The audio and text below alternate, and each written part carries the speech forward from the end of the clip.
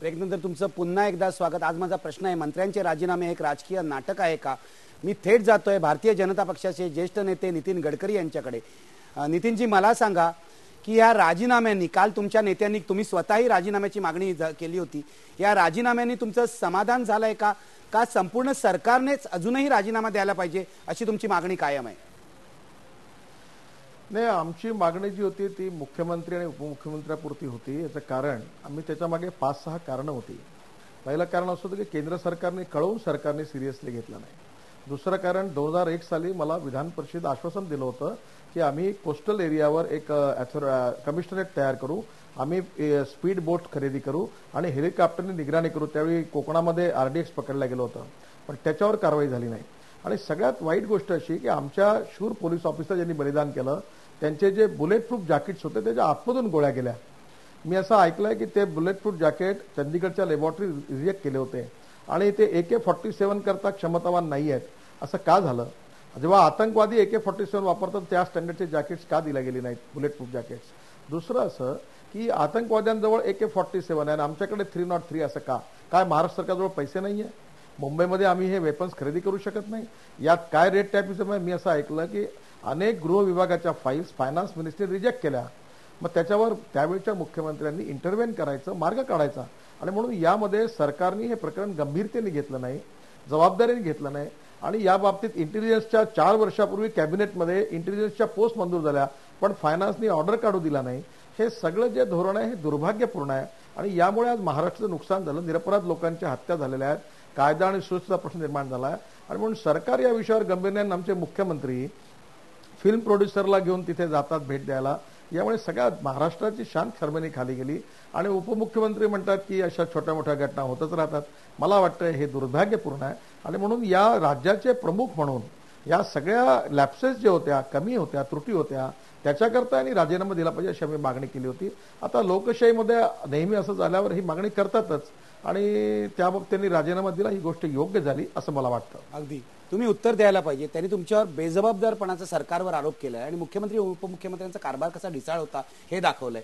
तुमचं काय म्हणणं आहे? राजीनामा पुरेसा आहे का, की शेवटी हे सुद्धा नाटक आहे लोकांना वाटतंय त्याप्रमाणे? हे नाटक नाही, राजीनामा देणं याचा अर्थ जबाबदारी स्वीकारणं आणि उद्या त्यांचे राजीनामे स्वीकारले गेल्यानंतर सक्षम माणसं येणं, अधिक सक्षम यंत्रणा तयार करणं, हा आत्ताचा झालेला हल्ला जगातल्या हल्ल्यांमध्ये जे हल्ले झालेले आहेत त्याच्यातला एक महत्वाचा मोठा हल्ला आहे अशी सगळ्यांचं म्हणणं आहे। हे वेगळ्या प्रकारचं संबंध चाललेले, आलेले लोक मरण्यासाठी आलेले होते। मला सांगा, पूर्वी हल्ले झाल्यावर जेव्हा भाजपचं सरकार होतं तुम्ही भाजपवर टीका करायचात, अक्षरधाम असेल, संसद असेल, आता तुम्ही कुठे वेगळे आहात? तुम्ही सुद्धा तेवढाच बेजबाबदारपणा दाखवलेला आहे। नाही, आम्ही बेजबाबदारपणा कसा दाखवला? आम्ही त्याची ही जबाबदारी स्वीकारलेली आहे म्हणून आमच्या नेत्यांनी राजीनामे दिलेले आहेत।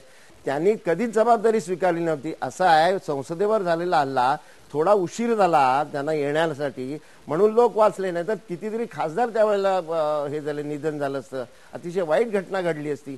आणि इतक्या मोठा हल्ला झाला, अक्षरधामवर हल्ला झाला, त्यावेळेला यापैकी कुणीही स्वतः राजीनामा देण्याची गोष्ट, राजीनामा दिला नाहीच पण गोष्ट सुद्धा केली नाही। इतके बेजबाबदारपणे जे वागले त्यांनी ह्या नैतिक गोष्टी आम्हाला शिकवू। गडकरी, तुम्ही उत्तर द्यायला पाहिजे। तुम्ही ऐकलेत हुसेन दलवाई काय म्हणतायत? तुम्ही राजीनामा दिला नाही, अडवाणी किंवा नरेंद्र मोदींनी असं ते म्हणतायत।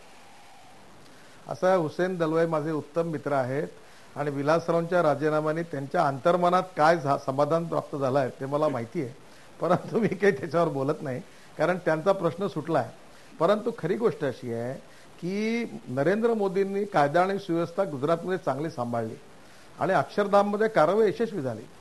पार्लमेंटमध्ये जे झालं त्यावेळी देखील अडवाणी साहेबांनी कारवाई करून अफजल गुरुला फाशीच्या शिक्षेपर्यंत सगळे पुरावे गोळा करून त्या येणाऱ्या लोकांवर अटॅक करून तिथल्या आतंकवाद्यांना आपण तिथे त्यांना तिथे हे केला, त्याच्यावर पूर्णपणे गोळीबार केला, त्यांचा तिथे मृत्यू झाला।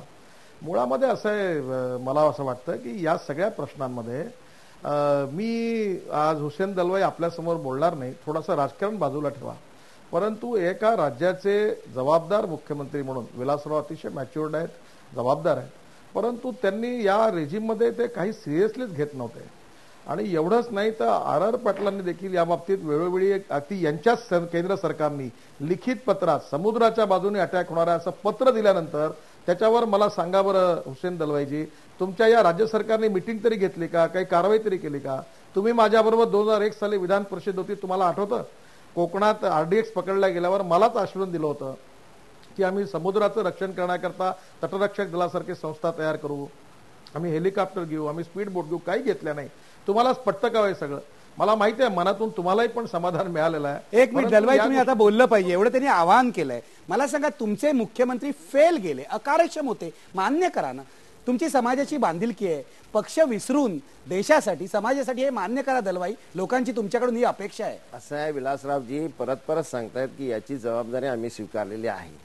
फेल गेले की नाही गेले हा मुद्दा अगदीच वेगळा आहे. तुमचं मत काय, व्यक्तिगत मत सांगा. व्यक्तिगत माझं मत काय असू शकतं ते हे आम्ही स्वीकारलंच की जी घटना घडली ती इतकी मोठी होती आणि त्याला ज्या पद्धतीने उत्तर द्यायला होतं ते आम्ही देऊ शकलो नाही. इतके लोक आले कसे हा खरा मुद्दा आहे. आणि परदेशातले लोक या पद्धतीने या देशामध्ये येऊन गोंधळ घालतात हे अतिशय वाईट घटना आहे. पण आपल्या देशातलेच घालतात त्याबद्दल गडकरींचं काय म्हणणं आहे ते जर मला ऐकायचं होतं.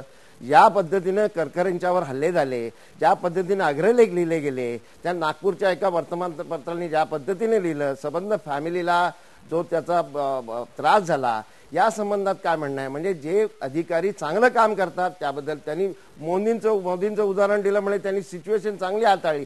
ज्यांनी दंगल स्वतःच घडवली त्यांनी सिच्युएशन तिथली काय चांगली हाताळली. असं मला असं वाटतं की याच्यात गडकरी साहेबांनी तरी राजकारण आणू नये. मला असं वाटतं की भाजपमधले गडकरी हे अतिशय सुसंस्कृत तसे नेते आहेत आणि त्यांची प्रत्येक वेळेला जी भाषणं मी विधान परिषदेमध्ये जी ऐकली ती कुठे ना कुठेतरी राजकारणाच्या पलीकडे जाऊन बोलणारे ते आहेत. मला त्यांच्याबद्दल नितांत आदर आहे. या सगळ्या आपण गडकरींना उत्तर द्यायला सांगूया, पण मला आता एक ब्रेक घ्यायचा आहे. माझा प्रश्न जो आहे, मंत्र्यांचे राजीनामे हे एक राजकीय नाटक आहे का? तुम्ही सकाळपासून SMS पाठवताय, पडद्यावर बघू शकता काय SMS पोलचा रिझल्ट आहे. मंत्र्यांचे राजीनामे हे एक राजकीय नाटक आहे का? पडद्यावर बघा तुम्ही. आपले IBN लोकमतचे प्रेक्षक आता 99% प्रेक्षक म्हणतायत होय हे एक नाटक आहे, यामुळे देशाचं काहीही भलं होणार नाही. मी आता घेतोय एक ब्रेक. पहा फक्त IBN लोकमत.